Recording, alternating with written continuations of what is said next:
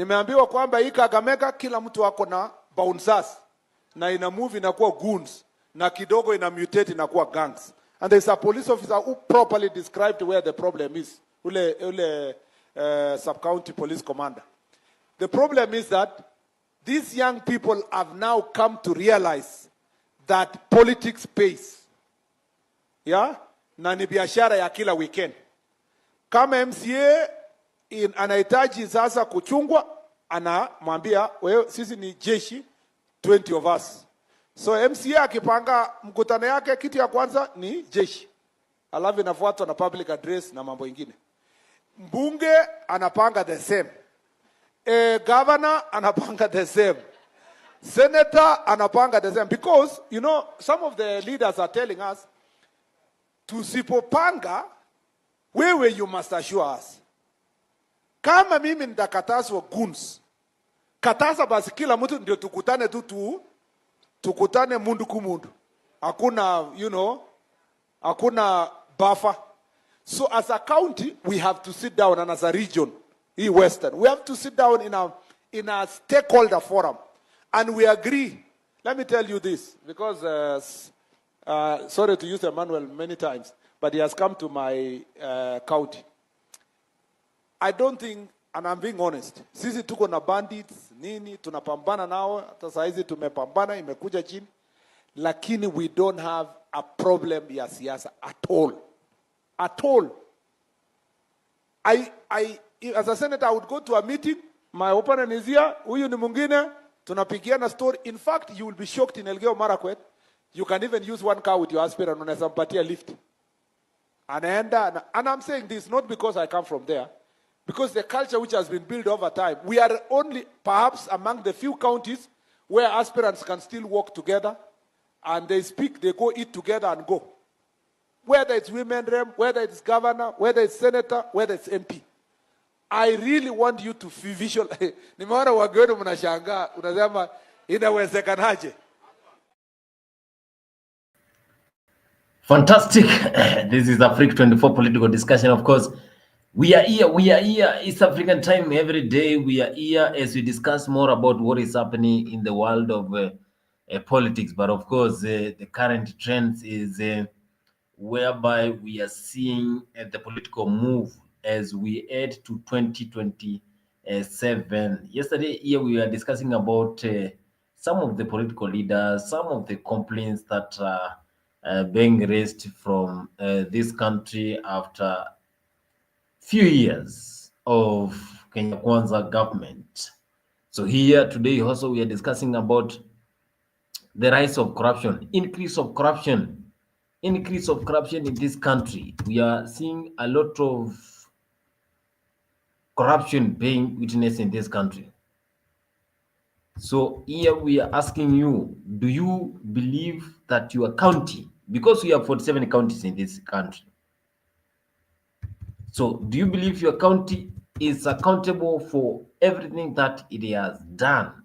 Are they accountable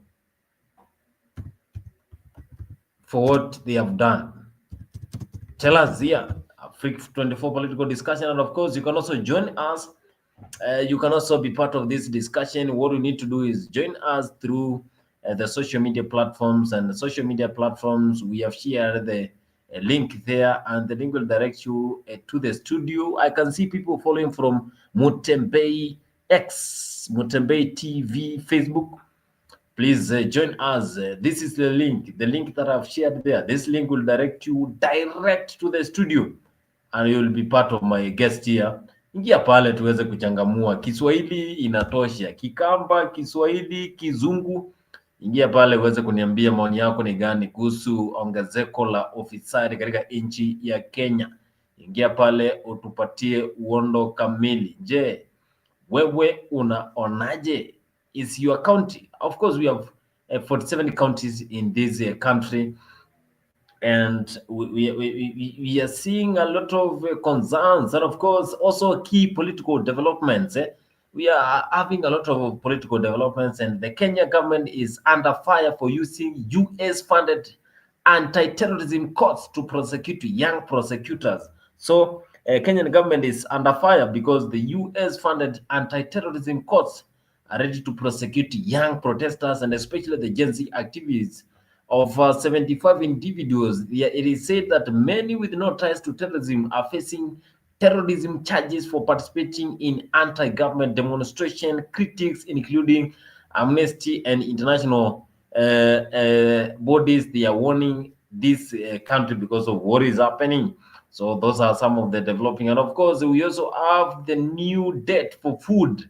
We have the new debt for food swap and the bonus issuance. So Kenya Finance Ministry, of course, it unveiled plans dated today whereby they have borrowed 1 billion US via debt for food. Chakula pale imetulemea, chakula pale imetulemea. That's why we are seeing the debt increasing. So we have borrowed 1 billion so far up to today, whereby security swap aimed at relocating debt saving towards food programs in Kenya. And of course, we are seeing a lot of areas because this is the time whereby several areas they're suffering. Several areas they're suffering because of lack of food, and we are seeing drought being witnessed in this country. So far, we have borrowed 1 billion US dollars, 1 billion US dollars now to serve people of Kenya because of the increase of drought in this country. The drought we have in this country, of course, we always, most parts of Kenya, we only experience two seasons for rain. 2 seasons, season mbili peke yake. So we are seeing this, and at the end of the day, we're asking, but the other day the president said, no, watch, this is the country that I was planning to save and I have it in my hands. So what do you have to say? What do you have to say? The president said, no, I have the right dimension for this country. So those are some of the trending, and of course the controversy over Ruto task forces. We also have the controversy of controversy over Ruto's task forces. And of course, since taking office in 2022 after the general election, whereby they won against the ODM party leader Raila Amolo Odinga, and that is his past party running mate, that is Martha Karua, President Ruto has established more than 10 task forces, of course, eliciting mixed reactions. And of course, some praise focused planning. And of course, we have the housing projects that are happening in this country. We also have the construction of roads, and also a lot of things are happening. So the president said, no, watch, I have the best manifesto for this country. Also, political prophecy of Babu Wino. Babu Wino, of course, it said after Bakasi is member of parliament now, maybe he is going to come out now to become the next governor of this county of Nairobi as they go upward, because the Gen Z, they are saying, no, relax, we are going to give him this member of parliament. So Babu Owino might be on these elections come 2027. And of course, Pastor Tim Mwangi, of course, said, no, Babu Owino, after what we have seen that Edwin Sakaja, of course, Sifuna is the current senator of Nairobi County, and we have seen how he is operating. He said, no, I don't recognize this broad-based government. No, we don't have a governor, because we are seeing a lot of people saying, no, insecurity cases are being raised in Nairobi. In Nairobi, you are marked every day. But now they are saying, maybe now we need to change the governor of Nairobi after the first term, whereby Governor Sakaja is the governor. And also a lot of corruption cases are being raised in the county. So what do you have to say? Are your counties accountable for what they have done? Because money has been lost. People have also been involved in corruption cases. So is this the right direction that the country is taking? What you tell us here as we join together, as we share more about. But the president said this. Of the 6 countries that were expected to default, all the 5 defaulted. Kenya did not. Ninyi mnanielewa? Kenya did not. And I can stand here and tell you our economy is now in very sound footing. Our inflation has come down from 9.6% to 4%. Dollar reserves, because najua mmesoma, dollar reserves ambayo ilikuwa $5.7 billion, today it is $11.8 billion. We have doubled our dollar reserves. We have increased our import cover of dollars from 2.5 months to 5.2 months of import cover. Ninyi mnanielewa? 2 months ago, nyinyi mnafuata mambo yanavyoendelea duniani. 2 months ago, IMF wenyewe wakasema, wakatoa taarifa ya performance of different economies in the world.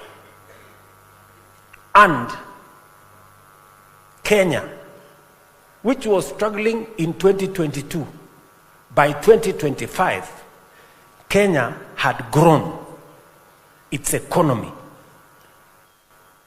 We were number 8 in 2022. Today, we are number 6. We have overtaken Ethiopia. We have overtaken Angola. Nini mnanielewa? And that is why I can stand here and confidently tell you we have managed this economy well, and the future is bright. That is the president saying we have managed to conquer the economy of this country and the future is bright. Now we have only 1 year to 2027. We are not assured that we are going to get re-elections for the Kenya Kwanza government when it comes to 2027. So maybe we are going to get another leader, and that is where yesterday we saw, and the other day we saw Boniface Mwangi saying, no, I'm going to vie for the presidential seat. And you know the Gen Z, they have not declared their stand when it comes to 2027. They are saying, no, we are going to give anyone who has the best manifesto, someone who is going to represent us in the right way when it comes to our grievances when we are in the State House and anything else that is concerned by the common mwananchi. So did you also think that Mwangi is going to be the flag bearer of the Gen Z? I can see Chris Murimi, Gipsy Kona, I can see you, and I can see Jonathan, I can also see Dan, also Harlan, I can see you, I can see Celestine, I can also see people are joining here. So make sure you tell us your view about the corruption cases. But the president is saying, no, we have now the right direction and the country is heading to the right direction. So what do you need to do? What do you need to do here? You need also to tell us your views about the current situation in this country. But the president said we have the right government in power. But in 2027, you see, in 2027, a lot of leaders, they have given their stand when it comes to 2027. Matiang'i saying, I will be there. We also see Martha Karua saying, I will also be there. In the DCP led by Rigiji, they still said, no, we also be there. Now, the stand is also in the right direction. Tell us your views. Tell us, what do you think about the DCP? DCP, is Gachagua going to be the game changer of this country? Because we don't know if we are going to be having the second term for the Kenya Kwanza government. Because a lot of youth did not involve in the participation for the general election in 2022. So we are going to have a lot of youth coming out to vote. Maybe they are going to be the game changers. They are going to determine for the next president of this country. Maybe they are going to give the next leadership in this country. But here we also giving our views about what do you think about 2027? Your views about 2027. But the president has been assuring us, no, we are having the best government in power. Anasema unaona bibi yangu yuko hapa. William Ruto hakutaka nitembee na mama kanisa. Mtanipigia tukelele lakini mtatii.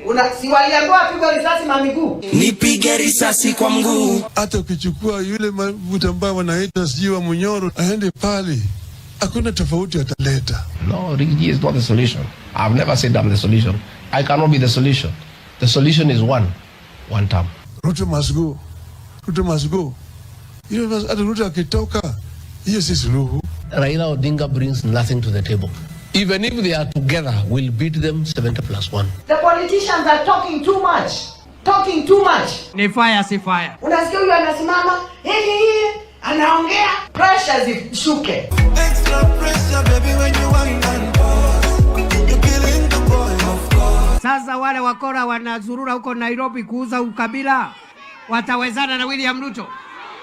Watawezana na William Ruto jameni? Even if we go to a contest of contesting for a girlfriend with the government, it cannot win against us. Fire, fire. Fire, fire. Hapa Amerika mnasemaje? Wewe Kasongo. Wewe Kaongo. Hawa majamaa wengine hawa hawawezi kuwaambia chochote, watawaambia Ruto must go. One term. Kasongo. Sasa my brother Rigathi anasema one term. Mimi ninasema no term. No term. Simu mawasikia. Wamewaeleza mambo ya kilimo hata siku moja. Wako na mpango tofauti ya ile mimi niko nayo ya mambo ya matibabu. Moto wa Ruto moto umewa. Moto Kawanjiko moto. Moto kwa Ichung'wa moto. Moto wa Kindiki moto. Setani anainama, anaangalia, akaona Kindiki akatoroka huyo. Tuwe na kongamano ili tuzungumuze shida ni iko wapi. It's not possible to have any dialogue with William Ruto. Mimi naelewa Biblia. Mimi nimefundishwa Biblia. Inasema mahali kuna umoja, pale Mungu anaamuru baraka. Mungetaka mimi nikuje niendeshe Kenya kwa migawanyiko? Na mimi najua Biblia inasema umoja. Because the guy is a pathological liar. Kiongea anasema ati yeye hataki Kongole. Wewe endelea tu na yako. Sisi pia tutaendelea na yetu. Lazima watu wasungumuze. Mambo ya kuzungumuza ndio umetufikisha pale tuko sahi. Msikubali na viongozi wenye hawana mipango yoyote. Watu wa ukabila na chuki. Watu wa kisirani na kuendesha vita na kupanga vita ya kuharibu mali ya watu wengine. Nataka nimwambie William Ruto, kama sisi hatufiki 2027, hata wewe ufiki. Usipofika, haufiki. Mimi niko kwa tayari kwa mtihani. Hiyo mtihani tutafanya 2027. Mimi niko tayari kwa hiyo mtihani. 2027 wataenda waende. Hatutaki kwenda kwa uchaguzi wa 2027 na hasira mingi zaidi. Hasira ni nini? Raila is totally irrelevant in the Kenyan political discourse. Right now he finds things are too hot for William Ruto. He is trying to distance himself. I am telling my competitors, you have no credible plan on what you want to do about these young people of Kenya. Sisi usikiza ground. Ngumi mbwekse.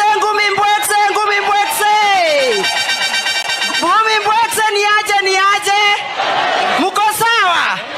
Mimi napenda vijana ambaya noma. Kabla ya mwisho wa huu mwaka. So mimi ukiona tuko busy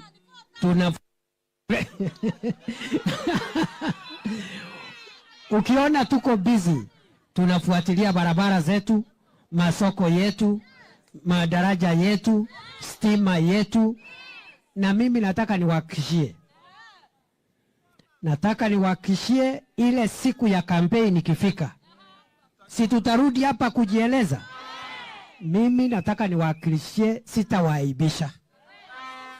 Si wakati wa kampeni mtu anaulizangu amefanyia wananchi nini?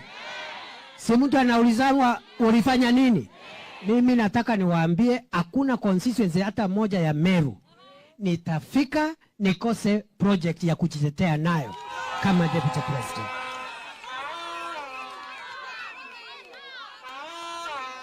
Watu wengi wanaona kama mchezo. Ndio unaona hatutaki kuingia kwa siasa mingi saa hii, kwa sababu Kuna watu wanazurura hapa na wao wenyewe siku ile wamekuwa na viti kubwa serikalini. Hauwezi taja barabara moja, daraja moja ama project moja ya hospitali ambao wameleta hapa Meru siku ile walikuwa na viti kubwa. Ya? Kwani Meru Hospital imekuwa na shida kutoka jana ama ni kutoka zamani? Hiyo Nithi Bridge si tumeimba tangu wakati wa mzee Kibaki na Uhuru Kenyatta? Si imekuwa hapo? Si imeua watu kwa zaidi ya miaka 30?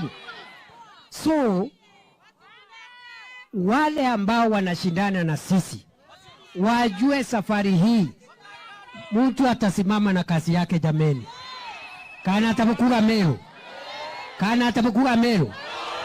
Kila mtu atasimama na kazi ile alifanya siku ile alikuwa na kiti. Sio kungojea wakati kiti imeenda sasa ndio unajifanya ati uko na maarifa mingi. That is the current Deputy President of the Republic of Kenya, that is Professor Kithure Kindiki, when he was speaking in Meru the other day and saying, you should not wait until you are eliminated from your position so that you can try to justify your position and how you represented that position. That is what he is saying. Kithure Kindiki, they say, we will stand during the campaigns. We will give the presentation of what we did when we were in power. And he is also slamming leaders who have been in power and they have not been actively doing development for the citizens. That is Professor Kithure Kindiki while he was in Meru. And also today he was in Meru and he has raised a lot of concerns also from the speech that he made. But I can see Murimi saying the fight against corruption can never succeed when politicians fighting it. When politicians, of course, is saying fighting it are corrupt themselves. Of course, we are having corruption in the politicians. And Chris is also saying ground is hot. Kenyans have opened eyes. Politics of deceit. Karibu sana Chris Murimi. Karibu sana, join the league bwana. Sio lazima ukuwe na video, wewe una join tu na audio, unatupatia maoni yako here direct kwa Africa 24 political discussion. Pia unaongea na Wakenya wengi ambao wanafuatilia show, wako wengi. I can see a lot of people are following this show, so you can also be part of this conversation. Tell us your views about corruption, because Chris is saying corruption can never succeed. The fighting against corruption can never succeed because the politicians also, they are corrupt. So you need also to focus on your leaders. The politicians are corrupt. So that is what he is saying here, Chris, in the comment section. Ahmed Dakar, I can see you also. I can see you following this great conversation in Africa 24. What we need to do is join us here. Those are following from other social media platforms. You can also be part of us here. Tell us your views, but the stand also. Tell us your views about who is going to be the next president. Are we going to have the next regime of Kenya Power, that is Kenya Kwanza? After a lot of critics coming out from opposition, opposition is really slamming the current government. Mpaka mwisho ati William Ruto anasema yeye ni two term. Yeye ni two term kweli? William Ruto ni nini? Aende asiende? Apotee asipotee? We must tell William Ruto kwamba yeye anaua vijana wetu hapa Kenya. Tunaambiwa ati anaenda kule United Nations General Assembly, ati aende aongeleshe watu juu ya mauaji. Sisi wa Kenya tunataka tuambie William Ruto tutaweka signatures milioni 10 hata ongea kule kwa wazungu kwa masuala ya kuua watu. Aende asiende? We want to tell William Ruto, desperate as the way you are, but It is here. Everybody can see. Shame on you, William Ruto. Unatumia goons. Lakini Rigathi Gachagua, upende usipende, ni kiongozi wetu, tunampenda. Aibika sana William Ruto. Na wewe tutaendelea kukutengenezea dawa yako kila asubuhi, sindano makalioni. Saa 6 nyingine, jioni nyingine. Asanteni sana. Wewe William Ruto, wewe. We want to tell you, no amount of intimidation, no amount of police tear gas, no amount of goons will stop you from becoming a one-term president. And asiende. Na wacha tukwambia William Ruto, upende usipende, mikutano tutafanya. Upende usipende, nyumbani utaenda. Aende asiende. Aende asiende. Wacha ndio watu wanasema aende. We want to tell you, William Ruto, you have tested our resolve. You have tested our resilience. But we are unbogable. We are unbowed. We shall fight on until we deliver this country. Sawa sawa. Kama Kenya ina sheria, ni sheria ya watu wote. Lakini kama Kenya ni banana republic, hata sisi tuende banana republic. Na nimesema kama mnataka peace, tutakuwa na peace. Kama hamtaki amani, hata sisi tutaweka amani. Lakini hatutanunua uoga. Wa Nairobi mtanunua uoga. Mtanunua uoga. Mtanunua uoga. Harambe. Harambe. Rigiji amerudi hajarudi. Amerudi hajarudi. Mikora kule mlikuwa nafikiri mtamweka, tuwekeni wote sasa hivi. Lakini mpende msipende, ni one time ukielekea nyuma. Wale wamesema mimi ni terrorist. Lakini nataka kuambia leo, wewe your excellency the president wa Kenya, leo you need to know you have no moral authority to address this nation on matters terrorism. You have no moral authority to address this nation on matters corruption, and you have no moral authority ya kusema wewe unasimamia haki ya Wakenya wakati unatupa tear gas kwa watu ambao wanashukuru na wanasema asante kwa Rigiji. Nairobi hoye! Na leo tumekuja kusindikisha kiongozi wetu akitoka Marekani. Lakini Kasongo, wewe umetutumia goons. Mimi gari yangu hata haina kioo, yote imemwagwa. Lakini nataka kukuambia wewe Kasongo, siku ya kifo ya nyani ikifika, miti yote inafanya nini? Hii wiki umekosana na bunge. Hauna mbunge amebaki, hata wala ulikuwa unaita wako. Sasa umepiga viongozi mawe leo. Mimi nataka kukuambia siku yako imefika. Siku yako imefika. Na sisi tunasema ni harambe.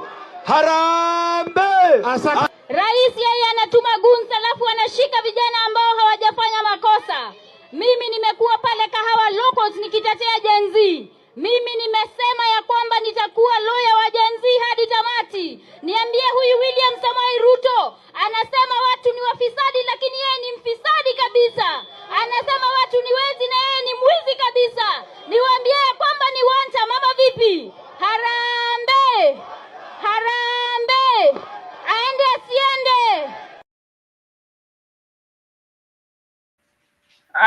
It will be out here when it comes to 2027. From what you have heard, from what you have seen, those are the opposition leaders. Of course, they are trying to slump the president of what is happening, saying, no, we cannot just have this direction and we need to change the country because the culture which was inherited by the Kenya Kwanza government has completely been changed because there is a lot of changes. The changes are coming out because the government of Mwai Kibaki, the government of Uhuru Kenyatta, the government of the late Mzee Moi, they started a culture whereby development are witnessed from a daily basis, but now the corruption, but also it is during this regime whereby we have seen a lot of abductions coming out, people being abducted, and people also losing lives in ways that cannot be accounted for. So we are here having this discussion, but remember, most important is Are we going to have the next regime, or we are going to be getting the next leadership of this government? Remember to always follow us and also subscribe here. You can see Chris Murimi. I can see also a lot of people following us through other social media platforms. All you need to do is continue sending the subscription, continue following us and giving your views about what you have to say about the Kenya Kwanza government. The Kenya Kwanza government. Are we going to get the next regime of this government? Are we going to get the next regime, or we're going to be having another president from the Gen Z? A Gen Z able to give powers by participation in general elections. The president also talked about the broad-based government. And health professionals who still want to steal from SHA and to steal from our health provision. And we will go after them and we will deal with them. So, what am I saying? I am saying the following. If we have to change Kenya, my friends, we have a historic opportunity today. With this broad-based government, we have a historic opportunity to unleash the full potential of Kenya.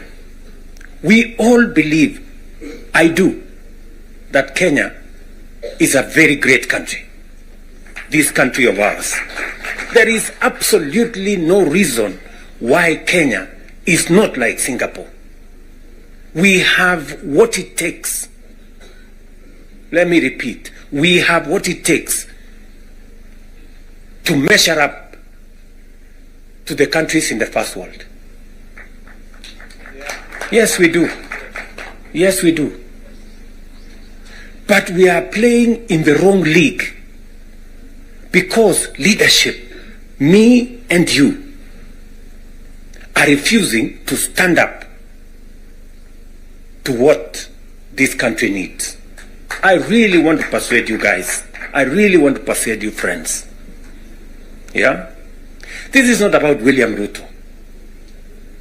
I am here today, I will not be there tomorrow. This is not about Raila Odinga.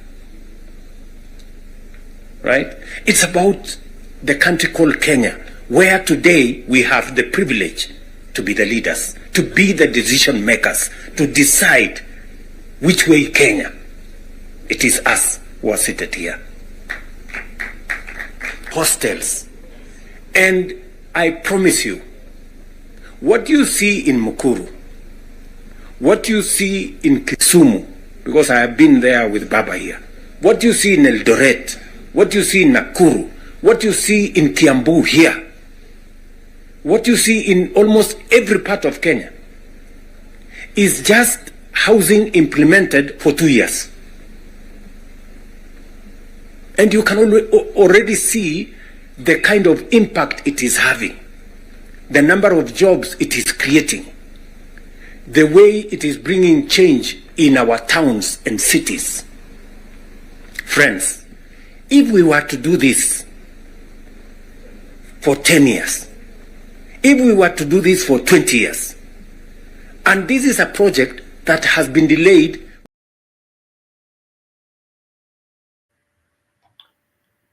President defending the SHA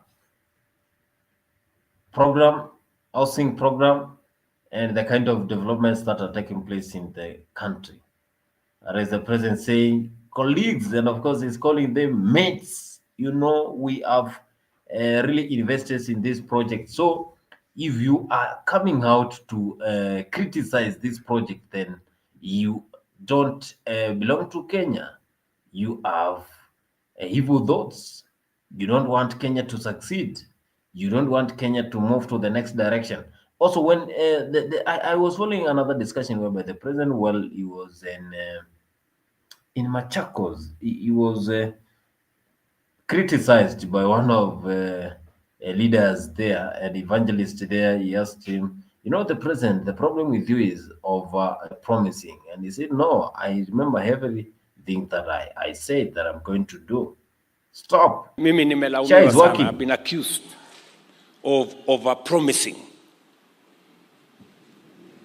Sindio?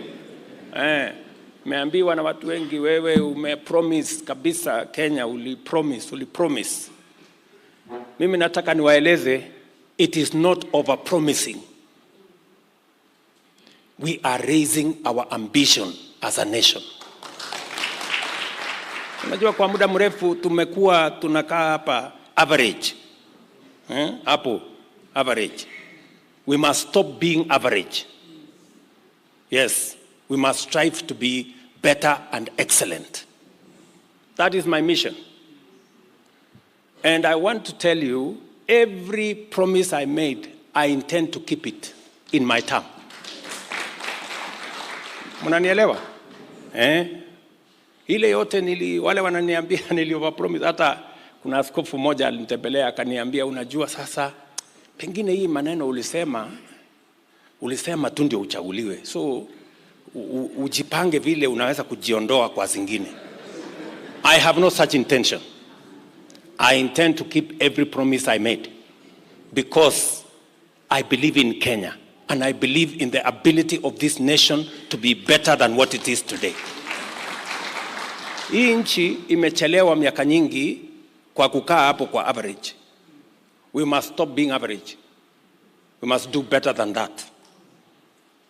And we are going to pull ourselves together ndio tuweze kubadilisha nchi yetu. Na mimi nataka niwaambie wale wote ya kwamba yale nilisema kuhusu uchumi wa Kenya, I meant it and it is happening. Our economy is growing and the numbers speak for it. Niliwaambia mambo ya kilimo. I am transforming by the grace of God, working with all the leaders, our agriculture. Whether it is maize, whether it is tea, whether it is coffee, whether it is milk, whether it is sugar, we are seeing increased numbers. I promised that we are going to transform our health. Leo, hapa Machakos, I must say this. Watu ambao walikuwa kwa NHIF Machakos, hawakukuwa wanafika 100,000. Today, watu ambao wako registered Machakos County kwa SHA ni 573,000. 40% of the residents of Machakos County are registered in SHA. And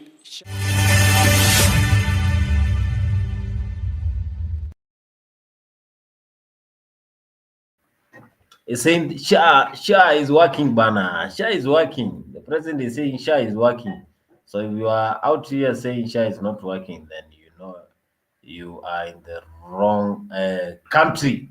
That is what the president said. But also, the counterpart said, no, we need also to be accountable of what is happening in this country. Rigiji. Aende asiende. Nani ameua watoto wetu wa Gen Z? Nani ameua watoto wetu wa Gen Z? Nani amepora nchi ya Kenya? Nani ameharibu masomo? Nani ameharibu hospitali? Nani ameharibu uchumi? Aende asiende.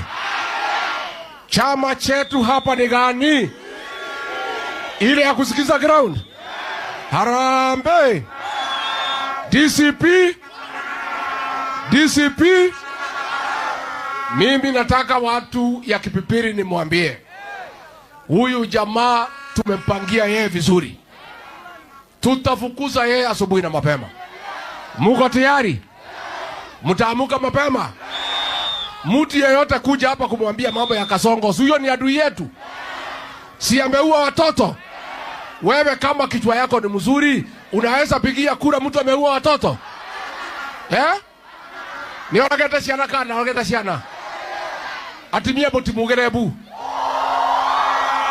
Botimugerebu. Na jugia terere.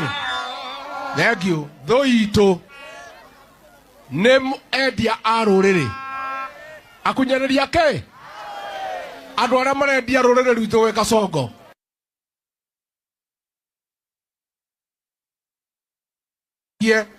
tukaingata Kasongo tuingate akunyaneria ruriri nimo kandeithia nimo moe ka mutimoe nimo moe mukunyaneria ni aturathe maguru no mwetekere nimo kuhe atongoria ega akurangira ruriri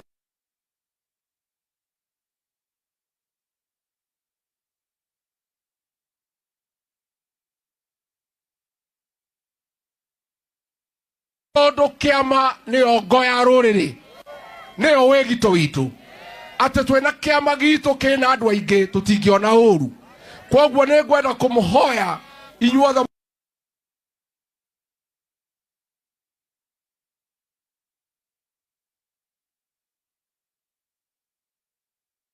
Rigathi wa Gachagua ri ni aiganite gutuika president wa Kenya kana aiganite anaweza hawezi ni andu aigana marauga horo ni gite gia president wa Kenya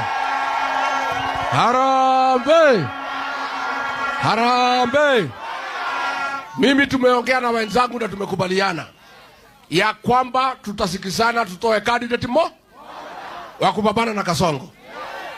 Tuko pale na Kalonzo, si ndio? Makuzo, si ndio? Tuko pale na Matiang'i, Makuzo, si ndio? Tuko pale na Wamalo wa Makuzo. Tuko pale na Martha Karua sister wetu. Tutakati chini tutoe mtu tukiamua ni Kalonzo Musyoka mtampigia kura, tukiamua ni Matiang'i mtampigia, tukiamua ni Martha Karua mtampigia, tukiamua ni Eugene Wamalwa mtampigia, na wakiamua je ni Mani Rigiji kwanza wakiamua ni mimi ngomotwarithia ta muithikiri wako iyo neguo andu aitu game changer Rigiji saying tawapeleka kama gari ya mera. Karibu sana. If you're joining us, make sure you subscribe and also give your views about what do you think about the corruption rise in Kenya. We are experiencing a lot of corruption cases. Earlier today, from the news, we saw Machakos County governor saying we need also to focus with corruption and is cutting off all corruption agencies in Machakos County. And out of 47 counties, some of counties we have seen how they have responded to corruption. And of course, Murang'a County is in top most position as one of the counties that are performing well, that are being linked to developments rather than other counties in this country. Where does your county lie? County yako imejaa iko wapi? County yako iko wapi? Wewe unaiona wapi county yako? Inaendelea vizuri ama bado mambo ni yale yale? Lecture ukiwa nani? Waswahili wanakuambia nyege ni kunyegezana. Enda ukapeane lecture huko kwako.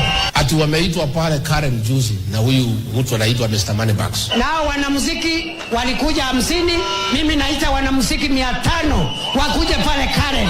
Tujua utafanya nini? Kidiki newitu tutige murekia vara kwe maundu mahanika agira mundu. Wamekuwa wasaliti ya jamii. Una lecture mwanamuziki, una lecture mwanasiasa. Wasipoomba msamaha tuache kusikiza nyimbo zao. Ati unasema umeamrisha wananchi wasisikize nyimbo.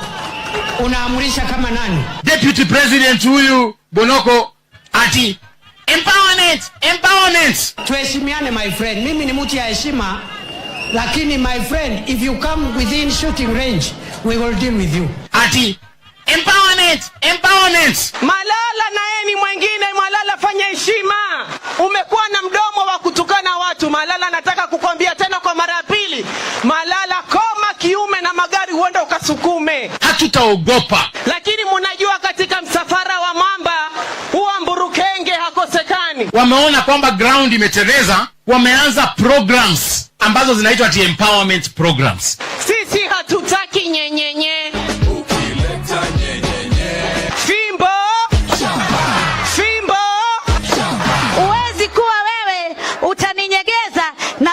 kunyegezi, haitaleta show. Wangenipatia hiyo docket hiyo ya usalama siku 3 peke yake. Wao na shule ni hawaelewani. Mmoja anaitwa Oscar Sudi. Na mtu asikutisha rais.